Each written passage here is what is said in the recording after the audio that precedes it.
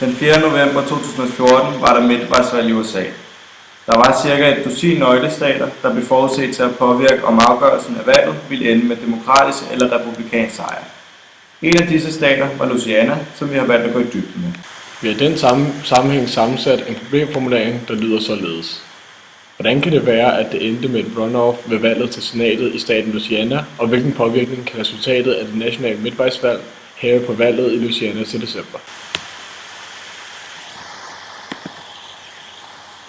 Vi har opstillet 3 problemstillinger. Problemstilling 1 lyder således. Hvordan fungerer instanserne i senatet, og er det demokratisk? Og hvordan fungerer det unikke, ikke-partiske jungle primary valgsystem? Hertil opstiller vi 3 hypoteser, der lyder således. Der er 2 kamre i kongressen, der er ikke 2 kamre i kongressen, og alle kandidater i Louisiana kører på samme afstemning valgrunde den 4. november i stedet for at holde særligt parti primærvalg forud for valget. Vores anden problemstilling lød således. Hvad afgjorde valget i Louisiana? Dertil havde vi hypoteserne. Det var vigtigt, at man støttede Obama. Det var vigtigt, at man ikke støttede Obama. En ændring i skattereformen er vigtig. Til sidst har vi vores tredje problemstilling, der lyder således. Hvordan er forholdet mellem kongressen og præsidenten efter midtvejsvalget i november, og hvordan kan dette påvirke valget i Louisiana i december? Dertil har vi 4 hypoteser, og den første af dem lyder: forholdet er bedre, og det vil fremover være nemmere for præsidenten at få gennemført lovforslag. Nummer 2 hedder: forholdet er forværret, og det vil fremover være sværere for præsidenten at få gennemført lovforslag. Vores tredje hypotese hedder: det kan påvirke valget i en demokratisk retning. Og den fjerde og sidste hypotese lyder: det kan påvirke valget i en republikansk retning.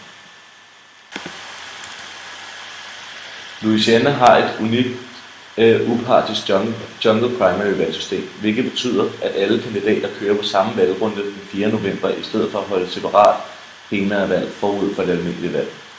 Reglerne i jungle primary dikterer, at hvis ingen kandidat opnår mere end 50% af stemmerne ved valget, går de to kandidater med flest stemmer videre til et runoff-valg.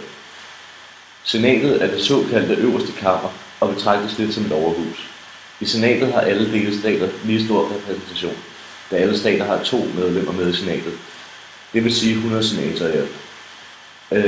De 2 senatorer fra de enkelte delstater behøver dog ikke at repræsentere samme parti. En senator sidder 6 år ad gangen, men en tredjedel af senatorerne er på valg hver andet år. De 6 år skaber langt mere kontinuitet i det politiske arbejde sammenlignet med repræsentanternes hus. Man kan vælges til senatet et ubegrænset antal gange. Man skal være over 30 år og have været amerikansk statsborger i mindst 9 år. Der er et internt hierarki i senatet. Hver af partiernes grupper har en leder, nemlig en Senate leader. Den af de ledere af de 2 partigrupper, der er stemmeflertal i senatet, kaldes Senate Majority Leader, hvor modparten kaldes Senate Minority Leader. Det afgøres internt i partierne, hvem der er Senate Leader. Dette kammer, repræsentanternes hus, er en forsamling af demokratisk valgte repræsentanter for folket. Disse vælges i lokalsamfundene kaldet distrikter. Disse distrikter er fordelt efter befolkningstæthed. Jo større distrikt, jo flere repræsentanter, hvilket i alt udløber i 435 repræsentanter. Alle 435 medlemmer af repræsentanternes hus er på valg hver andet år. De vælges i 435 forskellige valgdistrikter, fordelt ud over de 50 amerikanske stater. I hvert valgdistrikt vælges den kandidat, og kun den kandidat, der opnår flest stemmer. Systemet kendes som flertalsvalg i enkeltmandskredse. På samme måde som i senatet er der en House Majority Leader og en House Minority Leader i huset. Det parti, der besidder flertallet i huset, udvælger den magtfulde Speaker of the House, the Speaker. Majoritetslederen i senatet og præsidenten udgør det sammen en treenighed, alle 3 skal acceptere for at få en lovgivning gennemført. Derudover har kongressen flere forskellige kontrolmekanismer, og kongressens kontrolinstrumenter med præsidenten og højesteret lyder således. Senatet skal godkende den kommende højesteretsdommer, udnævnelse af personer til topposter i den amerikanske centraladministration, budgetgodkendelse, rigsretssag. Kongressen kan oprette en sag mod præsidenten, men det sker kun i meget sjældent tilfælde, f.eks. ved Clintons affære i 90'erne. Krigserklæring. Og hvis præsidenten nedlægger veto, kan kongressen fjerne det veto ved at 2/3 af kongressen stemmer for at fjerne vetoet. Problemstilling 2. I kampen om at vinde midtvejsvalget i Louisiana har det store spørgsmål ikke været omkring politikken, men snarere omkring en enkelt person, nemlig præsident Barack Obama. De fleste vælgere i Louisiana har sagt, at deres mening omkring Obama har stor indflydelse på deres endelige beslutning.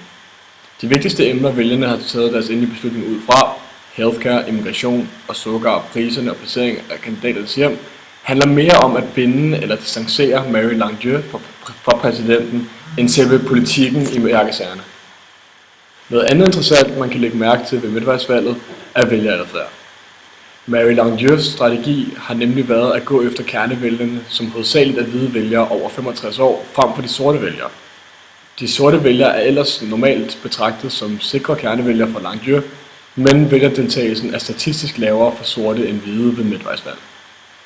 At få støtte blandt grupper af hvide vælgere som ældre vil derfor være særdeles nødvendigt for at vinde fjerde periode for Mary Langdieu. De ældre vælgere har typisk den vælgeradfærd, der sætter dem i kategorien kernevælgere. En kernevælger er nemlig en vælger, som stemmer på det samme parti ved hvert valg, modsat f.eks. marginalvælgere, svingvælgere, svingdørsvælgere, som normalt betragtes som at være en vælger, der kan motiveres til at stemme på forskellige partier fra valg til valg. Det specielle valgsystem i Louisiana udgjorde også en vigtig del af afgørelsen af valget. Da der kun er en valgrunde, nemlig den, hvor borgerne stemmer, resulterede dette i, at der var 3 repræsentanter med relativt mange stemmer. Det var 2 republikanere og 1 demokrat, hvilket udgjorde, at republikanerne stjal stemmer fra hinanden. Dette kunne konkluderes ud fra en komparativ analyse af empiri for valgresultatet og meningsmålinger for runoff-valget i december. Dette kan nemlig ses på denne tabel, hvor at valgresultatet fra den 4. november ses det, at Langdieu hun havde 43% af stemmerne, hvorimod Cassidy kun havde små 42, og Manez havde 14,1. Det kan så dernæst ses på meningsmålingerne for runoff-valget, at Cassidy lige pludselig har 14% point flere stemmer, end han havde ved selve valget den 4. november. Dette skyldes højst sandsynligt, at han ligesom har stjålet Manez's stemmer, så at sige, altså at Manez, som er en Tea Party repræsentant, hans republikanske vælgere eller stemmer er ligesom gået videre til Cassidy. Problemstilling 3. Midtvejsvalget den 4. november endte med, at republikanerne vandt begge kamre i kongressen. Der er ingen tvivl om, at dette er særdeles utilfredsstillende for den nuværende præsident Barack Obama. Amerikanerne har nemlig over en længere periode udviklet denne generelle holdning til den lovgivende magt i Washington D.C., at den dysfunktionel og ineffektiv, da de seneste 2 år har været en periode med det laveste godkendte lovforslag i amerikansk historie. Derfor betragtes valgresultatet af stort set alle politiske kommentatorer som et kæmpe nederlag for Obama, da det vil blive ydermere vanskeligt, tæt på det umulige, for ham at kunne gennemføre lovforslag med en republikansk kongres. Obama selv fortolker dog officielt valgresultatet som en bøn som samarbejde. Senatets kommende republikanske flertalsleder Mitch McConnell udtalte kort efter valgsejren, at han var parat til at samarbejde med Obama. Dog holdt denne gensidig venligstigende tone ikke længe. Obama udtalte nemlig, at hvis ikke kongressen kunne præsentere ham en acceptabel immigrationsreform inden slut december, så ville han selv gennemføre en via executive order. Og hvis Obama vælger at styre landet på denne måde gennem dekreter, mener DR's tidligere USA-korrespondent Stephen Graham, at dette vil skabe en politisk borgerkrig mellem republikanerne og demokraterne. Derefter bliver det særdeles spændende at se, hvordan forholdet mellem kongressen og præsidenten vil udvikle sig, for det ser relativt presset ud i øjeblikket. Det kan være svært at forudsige, hvordan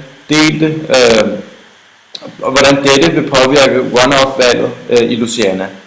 På den ene side kan Obamas trusler om brugen af dekreter, hvilket jo viser, at han vil kæmpe for sine vælgere, måske få de demokratiske vælgere op af sofaen og ned til stemmeurnen.